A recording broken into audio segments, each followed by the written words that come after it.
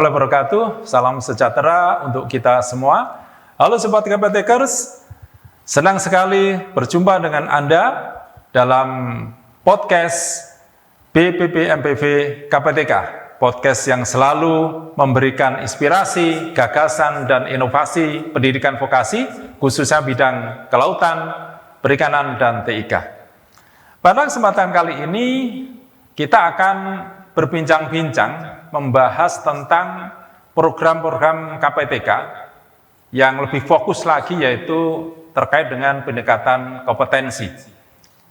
Bagaimana pelatihan apa saja nanti, kemudian bagaimana cara pendaftarannya, wilayahnya daerah mana saja, hal-hal apa saja yang harus disiapkan oleh peserta pelatihan. Ini menarik sekali.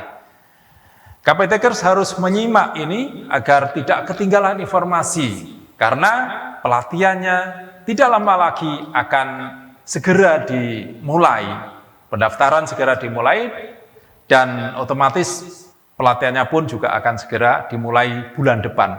Di tengah-tengah kita, di studio ini telah hadir narasumber yang bertanggung jawab terhadap program pelatihan ini, yaitu Bapak Dr. Azhar. Apa kabar, Pak Dokter? Ya. Pak Dokter, ini tahun ini luar biasa banyak ya pelatihannya.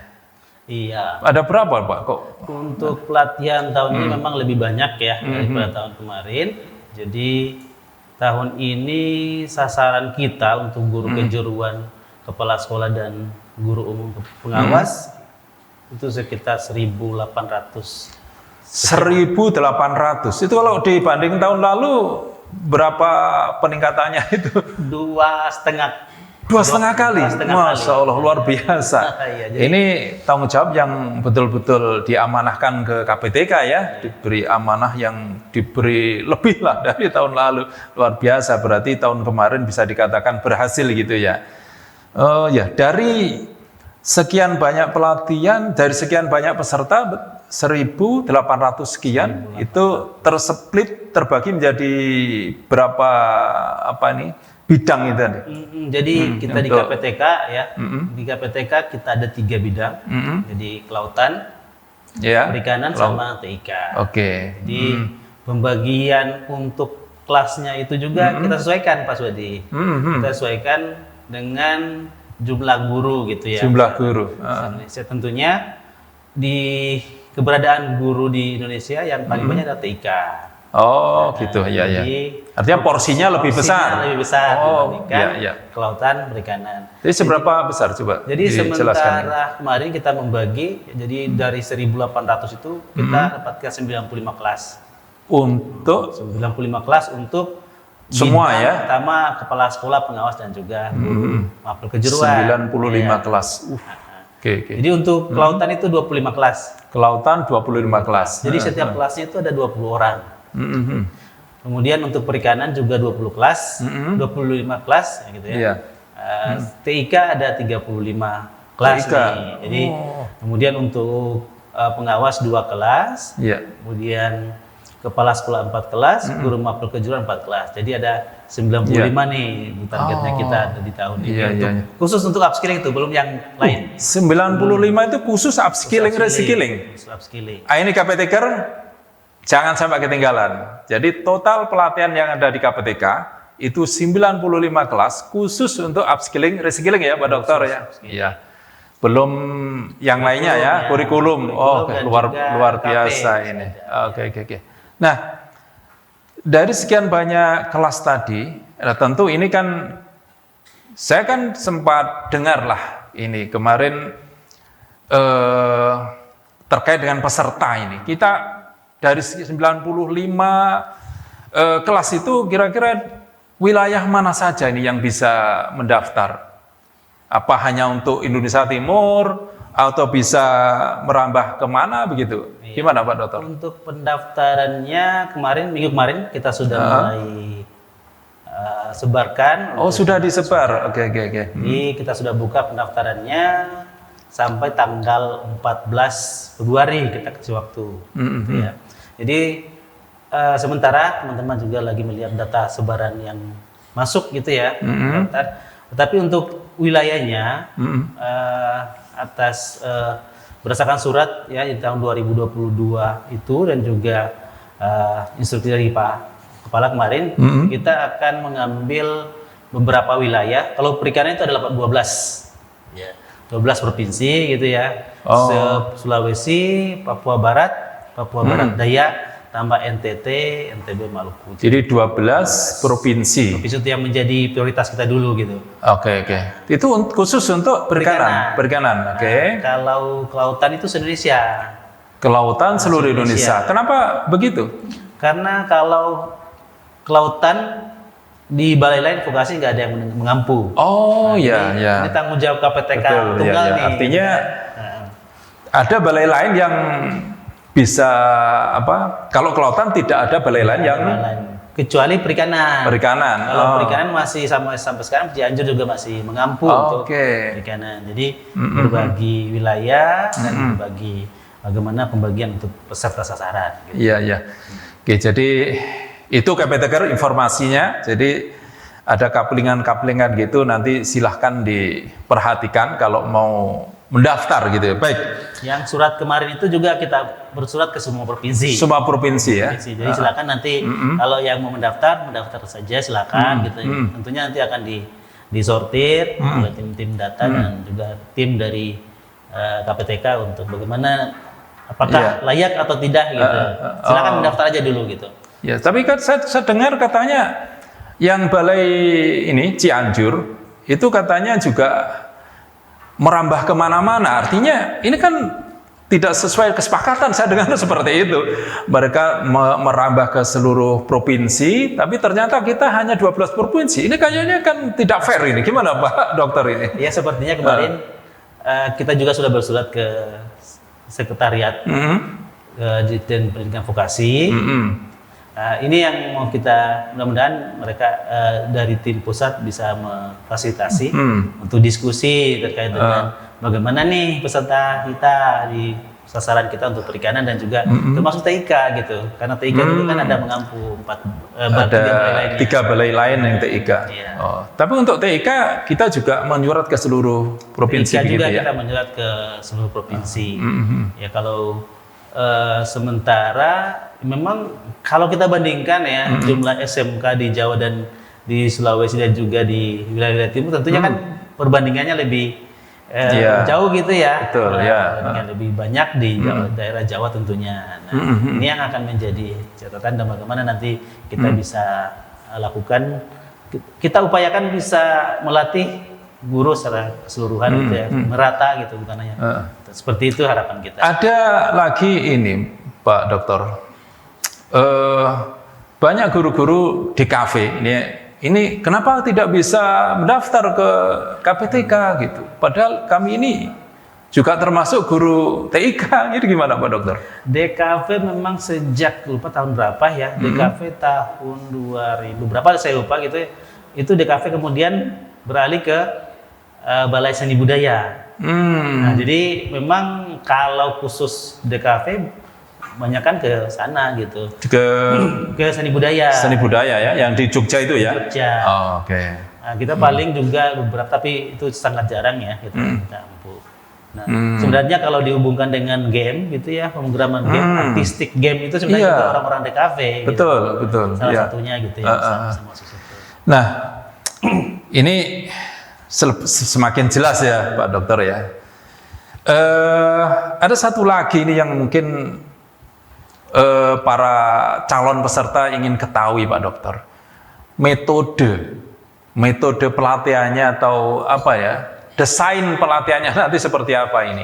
Apa sama kayak tahun kemarin atau berbeda atau mungkin ada pesan khusus atau yang sudah ditentukan dari pusat mungkin harus seperti ini dan seterusnya, gimana Pak Dokter? Oke. Untuk pelatihan kita ya, kita tahu bersama memang sejak tahun kemarin gitu ya, efisiensi gitu ya, kita harus mencari pola yang memang bisa sesuai anggaran budget kita gitu ya. Walaupun tahun lalu kita sharing budget ya. Tahun ini juga alhamdulillah masih sharing budget gitu. Sharing budget tentunya beberapa pilihan yang kita tidak biasa dengan sasaran yang 1.800 sekian gitu ya, dengan anggaran yang tidak kali duanya anggaran ya. Jadi kita bisa menyesuaikan ya, dengan sasaran itu. Tentunya kita masih memakai pola blended sama dengan tahun kemarin. Jadi ada luringnya, ada daringnya. Luring, tapi berbeda dengan tahun kemarin. Jadi tahun kemarin itu daringnya Sabtu Minggu ya. Kemudian luring sama UKK itu 10 hari. Nah, tahun ini kita upayakan bisa lebih banyak luring. Lebih banyak luring. Jadi rencananya untuk daring 3 hari gitu ya, paling materi orientasi, kemudian materi yang umum gitu ya. Nanti kita daringkan gitu ya 3 hari. Nah, setelah itu nanti kita luring jadi 2 minggu sama UKK. Jadi 12 hari. Tentunya dalam hal ini yang kadang juga menjadi pertanyaan ya, bagaimana magangnya gitu kan? Kalau kita mengacu ke kita untuk pelatihan sampai hari ini dari tahun ini gitu ya. Ini masih ada Perdirjen nomor 11 Bekasi ya tahun 2025 yang kita acu.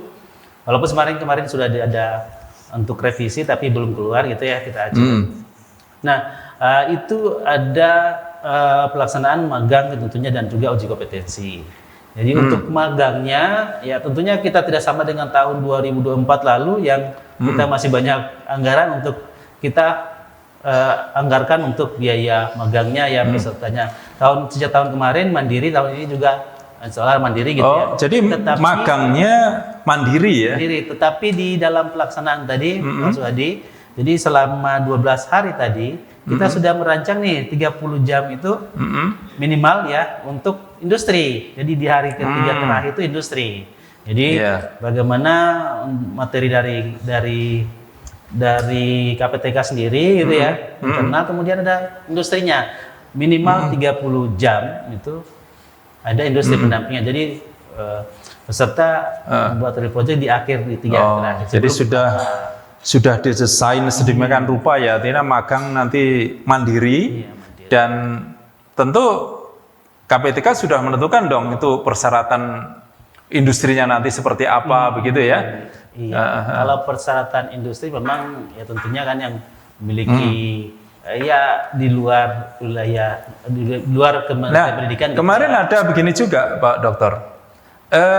Ada yang mau magang di sekolah. Lah ini gimana ini? Kan yang magang di sekolah. Sebenarnya boleh apa tidak ini? Kalau sekolah itu ada teaching factory-nya yang sudah bagus ya, proses bisnisnya, proses kewirausahaannya, teaching factory-nya udah bagus. Itu juga bisa menjadi salah satu alternatif yang bisa dilakukan. Bisa ya, tapi ada syarat-syarat tertentu yang harus dipenuhi. Harus, harus berjalan ya teaching factory-nya itu. Oke, Mbak Dokter, sebelum kita akhiri ini, persyaratan apa yang harus dipenuhi oleh calon peserta pelatihan? Karena ini para pemirsa, para guru ini menanti ini persyaratannya apa dan kapan pendaftarannya, kemudian lewat apa, cara mendaftarnya bagaimana? Silakan. Bagi guru yang akan mendaftar ya, kita sudah buka ya pendaftarannya, bisa di website KPTK ya, bisa dilihat itu ya pendaftarannya Pak Swadi ya dan teman-teman KPTK. Kemudian media sosial itu juga bisa dilihat, kemarin sudah dirilis oleh tim dari KPTK, dirilis, silakan dibuka di media sosialnya. Media sosial ya. Dilihat, gitu ya. Dan di situ sudah nama-nama pelatihannya. Jadi kelautannya sudah ada nama pelatihan apa saja gitu ya. Kemudian perikanan juga sudah ada nama apa saja, termasuk TIK sudah nama-namanya. Jadi tinggal dipilih nih si guru-guru gitu ya, kalau misalnya tertarik dengan pelatihan ini silakan untuk. Tapi yang disarankan itu jangan memilih biasanya guru-guru yang sudah pernah ikut pelatihan sama, jangan gitu. Jadi guru yang tidak sudah pernah mengikuti pelatihan itu tidak boleh mengikuti pelatihan yang sama ya. Oke. Silakan daftar banyak pilihan pelatihan. Ya, nanti teknis kedeteksi lah ya gitu ya. Iya. Deteksi, oke. Karena kita juga punya basis data di pasti akan terdeteksi dengan itu misalnya dari KTP gitu ya. Itu bisa terdeteksi dan data lainnya gitu bisa terdeteksi. Jadi kita sarankan jangan mendaftar pelatihan yang sama gitu. Kalau pelatihan berbeda boleh. Boleh, silakan. Oke, ya. Silakan, nanti kita coba lihat seleksi lagi gitu ya, dengan persyaratan-persyaratan yang tentunya sudah ditentukan. Untuk persyaratannya sebenarnya umum dulu sekarang ya, karena juga teman-teman di masing-masing pelatihan bidang itu juga menyusun ada spesifik syaratnya. Tapi kebanyakan nggak mungkin di tinggal dibaca saja nantinya. Tapi secara umum ya tentunya bagi guru itu ada dapodiknya ya, tentunya ada dapodik gitu ya. Kemudian jurusan yang memang dipilih jurusan yang memang kalau TIK ya TIK gitu, jangan nggak boleh nyebrang ke jurusan lain ya. Iya, pasti akan terdetek nggak bisa ini karena dari keahliannya gitu nggak bisa. Oke, saya kira luar biasa ini, cukup banyak informasi para calon peserta, para bapak ibu guru yang mau mengikuti pelatihan di KPTK. Informasi saya pikir sudah lengkap dan tadi sudah disampaikan oleh Pak Doktor. Silahkan cek media sosial KPTK. Di sana sudah ada informasi lengkapnya, pelatihannya apa saja, persyaratannya apa saja, dan link pendaftarannya melalui link yang mana Bapak Ibu bisa mengetahui atau melihat di media sosial KPTK. Oke, saya kira demikian Pak Doktor, terima kasih. Saya akan menutup ini podcast ini, mudah-mudahan ini berguna, bermanfaat untuk para pemirsa di rumah. Terima kasih. Demikian Bapak Ibu dan calon peserta atau mungkin siapa saja yang ada di rumah, di kantor, di mana saja yang menyaksikan podcast ini dan tertarik dengan program-program kami KPTK, silahkan mendaftar. Sampai jumpa di KPTK. Terima kasih. Assalamualaikum warahmatullahi wabarakatuh.